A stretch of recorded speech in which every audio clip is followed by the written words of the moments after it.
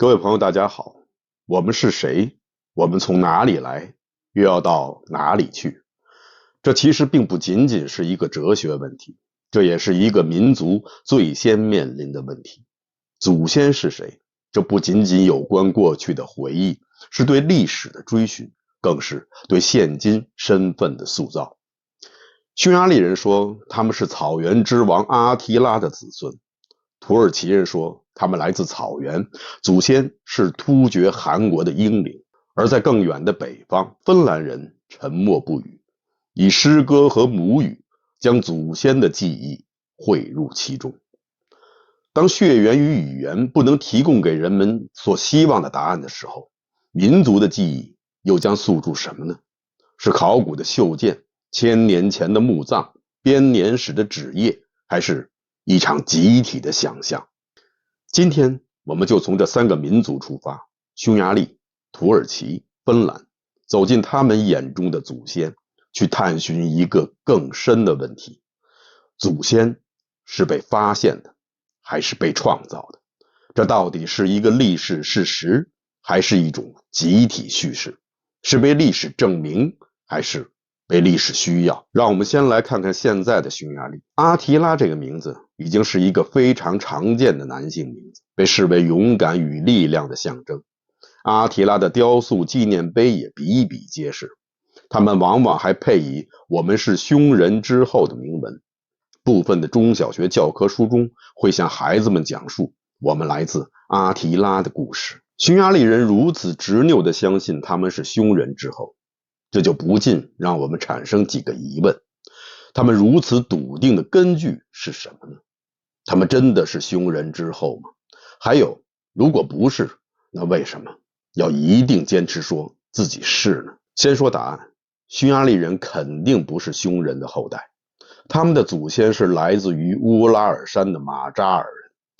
首先，语言学方面证明，匈牙利人属于乌拉尔语系。匈人的语言虽然还是个谜，但从地名、人名和文献分析，学界普遍认为是属于突厥语系。语言是族群身份的重要标志，很难解释，如果匈牙利人是匈人后代的话，那么他们为什么要转变语言体系？而且这种语言变化也无迹可寻，没有中间过渡状态。所谓的中间过渡状态，指的就是现今匈牙利语中没有个别的词汇是输次于匈人语言体系。第二，历史记载与时间断裂。匈人帝国大约在公元453年阿提拉死后迅速的瓦解，余部呢多为哥特人和罗马人所消化，而匈牙利人呢，他们迁徙进入科尔巴阡盆地的时间有准确的记载是在公元895年，中间隔了400多年。在这400多年间，没有任何二者之间族群迁徙链条的记载。第三，匈牙利人的外染色体以欧洲单倍群 R1A、R1B 为主，亚洲部分占比极低，而古代匈人以亚洲单倍群 QC 为核心，基因构成接近于蒙古及中亚游牧族群，二者遗传差异显著。我想以上的差异足以证明匈牙利人跟匈人实在没什么关系。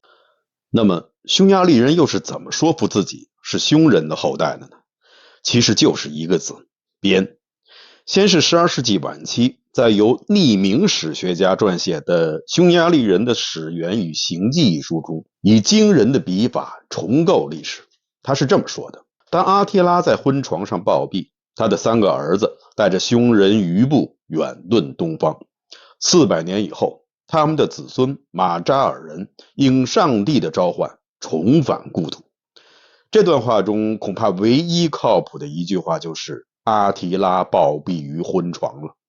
据当时的拜占庭特使，同时也是史学家普里斯库斯描述，阿提拉确实是死于婚床之上。他是这样说的：在他去世前不久，他按照他的种族的习俗，在无数其他妻子之后，又娶了一位非常美丽的女孩，叫伊尔迪科。他在婚礼上沉浸在过度的喜悦之中，当他仰面躺着醉酒沉睡时，一股多余的血液，一股通常会从鼻子里流出的血液，以致命的方式流进了他的喉咙，杀死了他。所以呢，按这种说法，阿提拉是死于醉酒之后，鼻腔内血管爆裂，血液倒流入口腔，窒息而死。这种死法虽然比较小众，但也算是说得过去。其他的如谋杀之说呢，没有任何依据，猜测成分居多。阿提拉这个曾让罗马帝国颤栗，让主教们金银赎成的征服者，就这样在柔软的枕头与温柔的新娘之间结束了生命。西方人对此的解释是，蛮力的极致终究无法超越文明的之王，正如野兽可横行于荒原，却无法安睡在丝绸的卧榻上。与后来东方的李元昊相比，阿提拉虽然死得有些窝囊，但至少没有那么尴尬。据《宋史》记载，元昊饮酒过度，非莫葬黑云，以足踢其阴，伤而卒。那么大个的李元昊就这样被老婆一脚踢死了，这到底是真的吗？读完这句话呢，不禁让人眼倦沉思，这个王妃到底踢了几脚？如果只踢了一脚，莫非这弱女子的一脚就能将李元昊踢死或重伤吗？似乎不大可能。那如果他踢了很多脚，那么在他踢完第一脚以后，李元昊虽然不会被踢死，但至少应该会被踢醒了吧？醒了的李元昊还能让王妃踢那么多脚正中目标吗？除非李元昊是看到自己被踢中要紧部门，羞愧难当，干脆破罐子破摔，让王妃放开踢，又被踢了167脚，凑了个吉利数，才一命归西的。关于李元昊之死，还有另外一种说法，说是他的儿子割了他的鼻子，导致他羞愧而死。其实这两种死法没有本质的区别，都是脸没了。刚才只是开个玩笑，其实阿提拉李元昊的死，让我们思考的当然不是这些，它让我们想到征服世界容易，征服自己很难。历史告诉我们，所谓的失败，有时不是兵败如山倒，而是悄无声息的一夜之间，一杯酒，一句话，一只脚。历史还想要告诉我们，如何在掌握外在世界时不忘守住内心的平静，如何在得意时留一份清醒，在沉醉时保一份警醒。不好意思，又有点跑题了。咱们再接着说匈牙利人主编的历史。不得不说，这种说法就是阿提拉死后，他的3个儿子带领族人远遁东方，400年以后又应召重返故土的说法，实在是很高级，编得非常的到位。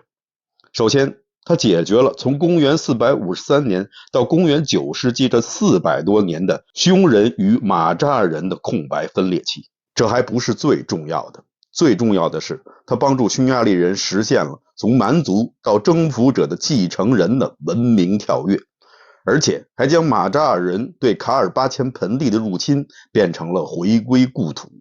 这种叙事方式为中世纪匈牙利王国的正当合法性提供了强有力的背书，所以自然得到了历任统治者的高度认可。那么为什么匈牙利人要为自己创造一个祖先，而且又为什么选择匈人呢？当马扎尔人于公元9世纪进入潘诺尼亚平原的时候，他们面对的是一块曾经被罗马帝国统治的土地，一个早已被基督教文明深度塑造的欧洲腹地，而他们自己呢，则是来自于东欧草原，语言奇特，文化异于西方的新来者。在这种身份的错位与文化的冲突中，马扎尔人面临着紧迫的心理需求。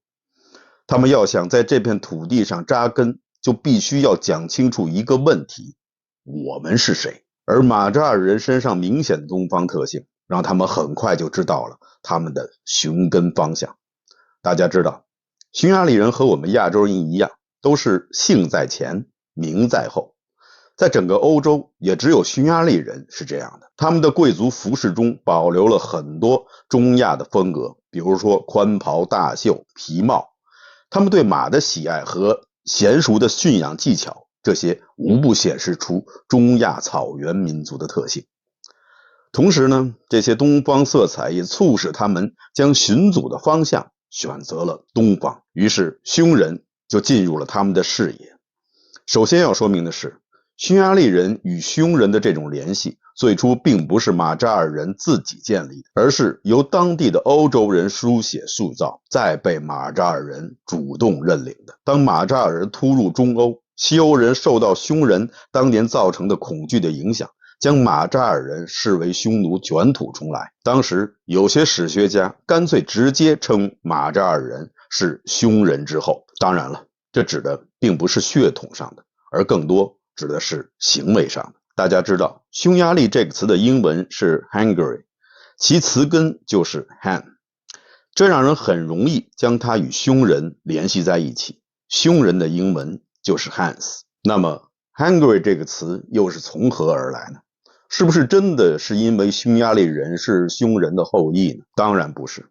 其实这背后是一场历史记忆与民族形象的误读。最初刚刚进入中欧的时候，马扎尔人只是称自己为 Magyar， 就是马扎尔的意思，而西方人则不这么称呼他们。在拉丁语中，他们是 Angry， 后来又转化成了 Hungary， 最后定格为现代英语的 Hungary。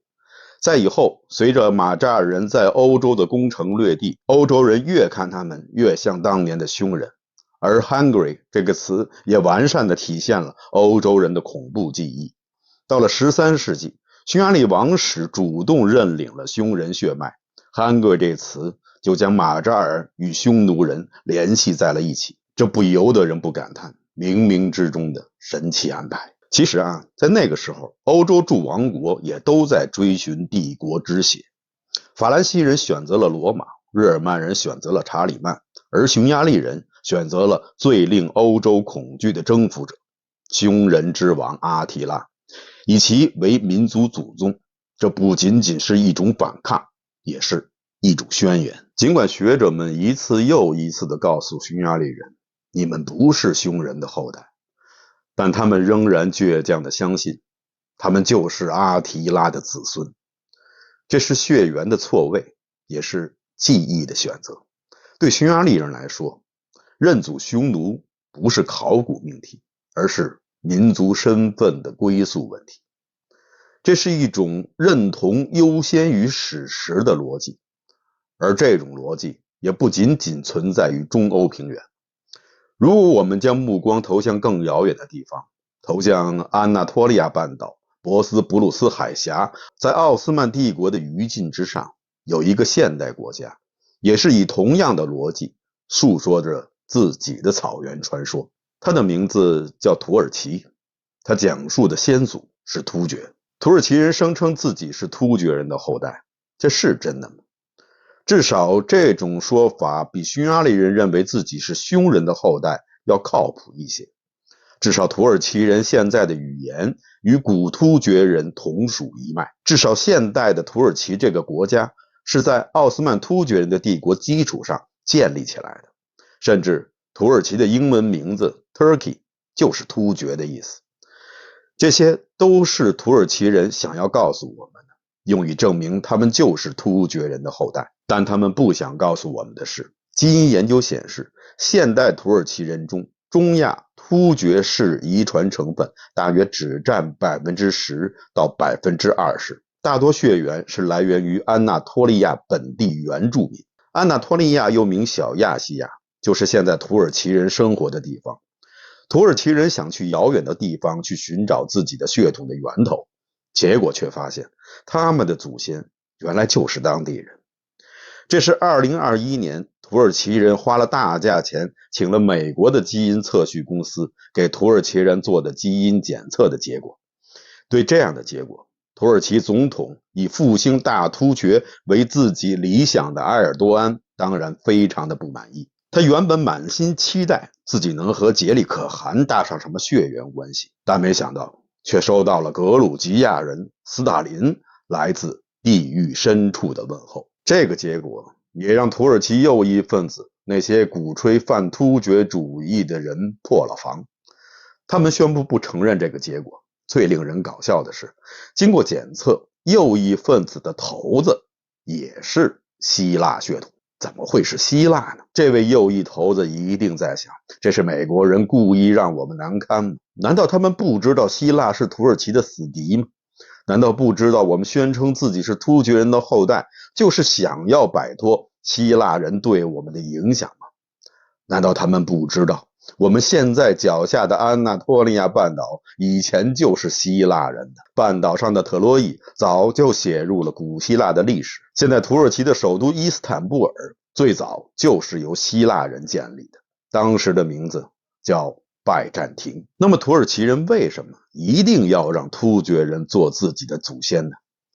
这就要提到一个人，土耳其之父，现代土耳其共和国的缔造者凯末尔。当奥斯曼帝国轰然坍塌，一个新的国家成立了，新的国家需要一个新的灵魂。凯末尔没有回头去找神授的皇位，也没有依靠古兰经的圣言，他更不想去复兴什么奥斯曼帝国，他想要建立的是一个世俗化的现代国家。所以他要将奥斯曼帝国的皇族神权与泛伊斯兰主义统统剥离。因为凯末尔明白，奥斯曼的辉煌已成历史包袱，奥斯曼是宗教的，是多民族帝国的，是过去的，而新兴的共和国是世俗的，是统一的，是未来的。于是清真寺的钟声沉默了，阿拉伯的字母被拉丁化，哈里发制度被废除，宗教学校被关闭，穿西服成了文明，言突厥为祖成了政治正确。想必大家也已经看出来了，这不是在追溯历史，而是在构建未来。而到了这个时候，历史也只能沉默，任凭各种神话喊出了声。在凯末尔主导的土耳其历史理论下，突厥人不仅仅是来自中亚，更是人类最早的文明缔造者。从苏美尔的神庙到埃及的金字塔，从古印度的梵文到中国的殷商甲骨，哪里都有突厥人的遗影。所以匈奴人也是土耳其人的祖先，默读单于是土耳其陆军的缔造者，所以土耳其陆军的历史已经有了2200多年。很明显，与所谓的土耳其历史理论相关的是国际政治，是族群整合，是未来框架，却唯独与历史无关。匈牙利与土耳其两种国家叙事，一古一今，却有惊人的相似。他们都在说，我们不是征服者，我们是归来者，我们不是异乡人，我们是在故土上又站立起来的主人。他们这样告诉我们，认祖不仅是历史问题，而更是一种政治行为，是一种文化形式，一种民族的集体意志。它没必要是准确的，但一定是要有力的。难道认祖都是这样功利的吗？当我们把目光投向更北的北方，我们就能看到一群截然相反的认祖方式。芬兰人，芬兰人和匈牙利人一样，都属于乌拉尔语系，他们在语言上都不同于周边的印欧语系民族，因此都面临着同一个问题：我们从哪里来？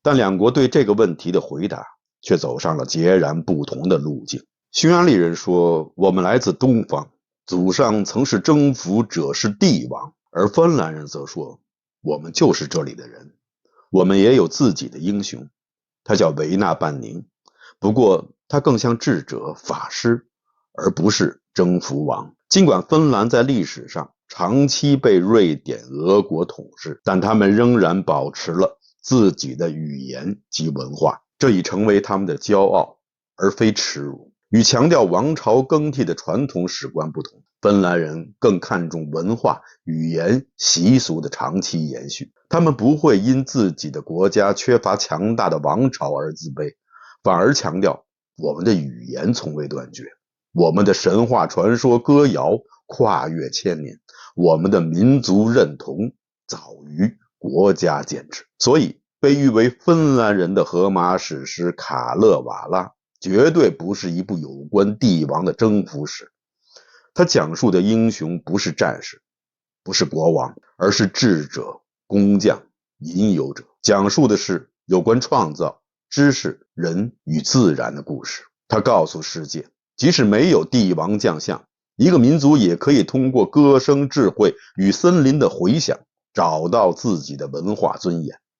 在芬兰人看来，英雄不是夺取世界的征服者，而是与自然和命运博弈的凡人。他们靠智慧、歌声与忍耐生存，而不是靠武力与征服去改变世界。所以当1939年苏联人大兵压境的时候，芬兰人不会惊慌。即使这场后来被称为冬季战争的战争是一场极不对称的战争，但芬兰人仍然坚持了3个多月，造成了苏军32到38万人的巨大伤亡，而芬兰方面只阵亡了 2.6 万人，伤 4.3 万人。虽然最终迫于国力的微薄，经不住战争的消耗，芬兰最终签署合约，割让了 10% 的国土，但更重要的是，芬兰保住了国家独立。这是二战中极少数成功挡住苏联进攻的小国。他们不是黄金铸成的民族，却有着冰雪雕刻的意志。在芬兰人看来，历史不是工具，而是锚点。芬兰人选择不乱认祖宗，是因为他们深知祖先不是虚构的荣耀来源，而是文化记忆的承载体。他们构建国家认同的基础是我们是谁，而不是我们祖上有多厉害。因此他们更愿意用教育、社会制度、科技发展来证明民族价值，而不是借助于祖宗的神话。也许真正重要的不是我们认谁为祖，而是我们为何需要祖先。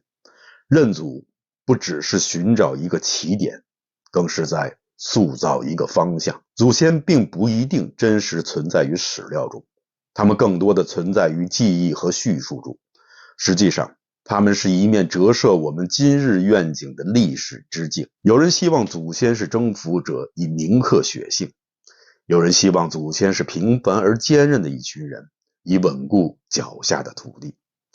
这些选择最终映照的其实是我们自己。当历史被用来讲述未来，当祖先成为镜中之影，我们该问的或许不是我们来自哪里，而是我们希望子孙如何讲述我们。好的，以上就是本期节目的全部内容，感谢大家收看，欢迎大家点赞订阅。这里是风下杂谈 Frank 为您带来有温度的历史，咱们下期节目再见。